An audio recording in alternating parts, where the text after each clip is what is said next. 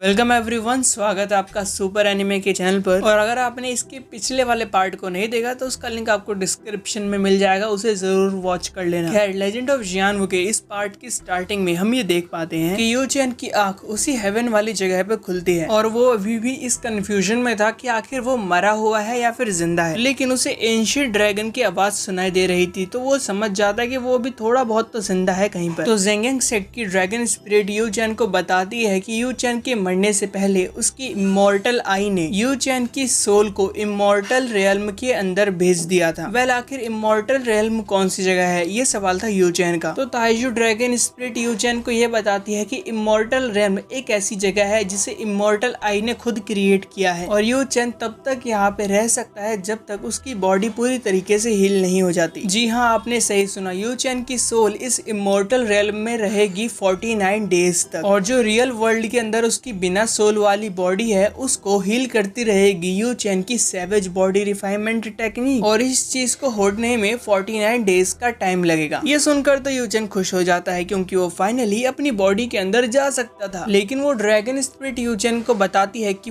49 days से पहले अगर तुम्हारी बॉडी को किसी ने जला दिया या फिर तुम्हारी बॉडी को डिस्ट्रॉय कर दिया गया तो तुम्हारी सोल वापस तुम्हारी बॉडी के अंदर नहीं जा पाएगी। ये सुनकर यू चैन परेशान हो जाता है और वो बोलता है कि काश मेरी रियल बॉडी के साथ क्या हो रहा है मैं वो देख पाता। इसलिए ताइजू ड्रैगन यू चैन की सोल को रियल वर्ल्ड के अंदर लेकर आ जाते हैं। लेकिन इस रियल वर्ल्ड के अंदर हम देखते हैं कि मिस जिन यू चैन की बॉडी के पास बैठकर रो रही होती हैं और यू चैन उनको टच तक नहीं कर पाता क्योंकि वो अभी एक सोल की फॉर्म में था और ना ही उसे कोई देख सकता था और ना ही कोई उसे सुन सकता था। फिर हुआन आकर यू चैन की बॉडी के पास रोने लगता है और वहाँ पर काफी सारे लोग मौजूद थे जिनको हमने शुरू से लेके अब तक यू चैन को सपोर्ट करते हुए देखा है और यू चैन के जाने की वजह से वो सब लोग यहाँ पे बहुत ही उदास होते हैं। और तभी यहाँ पर एक आदमी आता है जिसकी स्पिरिचुअल एनर्जी को देख के लग रहा था कि वो बहुत ही ज्यादा गुस्से में है, जो थे यू चैन के फादर। और वो यू चैन की बॉडी को अपने घर पर ले जाने के लिए आए हुए थे और वो बोल रहे थे कि मैं चाहता हूँ कि मेरे बेटे की बॉडी को उसके रियल घर के पास दफनाया जाए। लेकिन मिस जिनी उनको ऐसा करने से मना कर देती है और बोलती है कि यू चैन की बॉडी मिस जिनी के साथ ही रहेगी। और यू चैन के फादर बोलते हैं कि मैं जानता हूँ तुम उसकी टीचर हो लेकिन मैं उसका फादर हूँ तो मैं चाहता हूँ कि उसके घर के लोग उसे एक बार जरूर देखें। लेकिन मिस जिनी ऐसे किसी भी मूड में नहीं थी कि वो यू चैन की बॉडी को जाने दें और वो सबके सामने बोल देती हैं कि मैं यू चैन की वाइफ हूँ। ये देखकर वो सारी लड़कियां शॉक हो जाती हैं जो कि यू चैन को पसंद किया करती थी। तो यू चैन के फादर बोलते हैं कि अगर तुम उसकी वाइफ हो तो अच्छी बात है और उसकी बॉडी का तुम ध्यान रखना और तुम्हें कभी भी जरूरत पड़े किसी भी चीज की तो तुम हाउतीन फैमिली के अंदर आ सकती हो। ये बोलकर यू चैन के फादर यहाँ से चले जाते हैं। जिसके बाद यहाँ पे एंट्री होती है यू चैन के सीनियर और एल्डर जियोफ्यू की और उनके अकॉर्डिंग यू चैन जो डीमन बन गया था वो रिलेटेड हो सकता है जी यान के गायब होने से। मतलब इन लोगों को ये पता नहीं था कि जी यान भी मर चुकी है क्योंकि यिनज्यू ने उसकी बॉडी को ही गायब कर दिया था यहाँ से। और यू चैन भी यही बात सोच रहा था कि जी यान की बॉडी तो बैटल फील्ड के अंदर ही होनी चाहिए, तो आखिर जी यान की बॉडी कहाँ जा सकती है। और दिंग तियान सारे एल्डर्स को ये ऑर्डर दे देते हैं कि यू चैन को इनोसेंट प्रूफ करने के लिए इस मामले की इन्वेस्टिगेशन करना बहुत ही जरूरी है। और ये सब देखने के बाद यू चैन वापस इमॉर्टल रियल्म के अंदर आ गया था और वो बोलता है कि 49 डेज तक मैं यहाँ पर बैठे बैठे तो बोर ही हो जाऊंगा। लेकिन ताओजी ड्रैगन बोलते हैं कि वो यू चैन को ड्रैगन क्लैन की सीक्रेट टेक्निक्स के बारे में सिखाएंगे। लेकिन उन टेक्निक को सीखने के लिए यू चैन की सोल को बहुत ही पावरफुल होना चाहिए, इसलिए यू चैन को प्रैक्टिस करनी पड़ेगी एक नई टेक्निक जिसका नाम है सैवेज सोल रिफाइनमेंट टेक्निक। और इधर ज़ेंगियांग सेक्ट के अंदर जो यहाँ के मास्टर थे, ज़ेंगियांग सेक्ट के मास्टर चेंग कुन को ये ऑर्डर देते हैं कि उनको यू चैन की इमॉर्टल आई चाहिए क्योंकि उन्होंने 3 सेक्ट कंपटीशन के अंदर यू चैन की आई को देखा था। और इधर दूसरी तरफ नीना यू चैन के मरने के बाद काफी उदास थी और वो यू चैन को याद कर रही होती है और यू चैन की याद में वो अपने बालों को भी काट देती है। और इधर इमॉर्टल रियल्म के अंदर यू चैन अपने हेवनली थंडर के साथ प्रैक्टिस कर रहा होता है और उसने ड्रैगन क्लैन की एक सीक्रेट टेक्निक को सीख लिया था जिसका नाम था ताइजू ड्रैगन मूवमेंट, जिसमें वो बड़ी आसानी से पास वाली किसी जगह पर टेलीपोर्ट हो सकता था। और यू चैन ये सेंस कर पा रहा था कि ताइजू ड्रैगन मूवमेंट की वजह से वो अपनी पावर्स को अच्छे से यूज कर पा रहा है और वो हेवनली थंडर के सारे अटैक से बचते हुए उसके एक फाइनल अटैक को अपने ताइजू केव नाम की टेक्निक के अंदर अब्सॉर्ब कर लेता है। इसका मतलब यू चैन ने यहाँ पर 2 टेक्निक्स को सीखा था। और ताइजू ड्रैगन यू चैन को बताते हैं कि जो यू चैन ने ड्रैगन मूवमेंट सीखा है वो मार्शल आर्ट से रिलेटेड है और जो यू चैन ने दूसरी टेक्निक्स को सीखा है जिसका नाम ताइजू केव है वो एक डिवाइन टेक्निक टेक्निक है ड्रैगन क्लैन की, जो कि ब्लैक होल तक क्रिएट कर सकते हैं, जिसके अंदर कुछ भी अब्सॉर्ब किया जा सकता है। और जिसके बाद उसकी प्रैक्टिस खत्म हो जाती है हेवनली थंडर के साथ में। जिसके बाद ताइजू ड्रैगन यू चैन को ये बताता है कि जब वो यिनज्यू से फाइट कर रहा था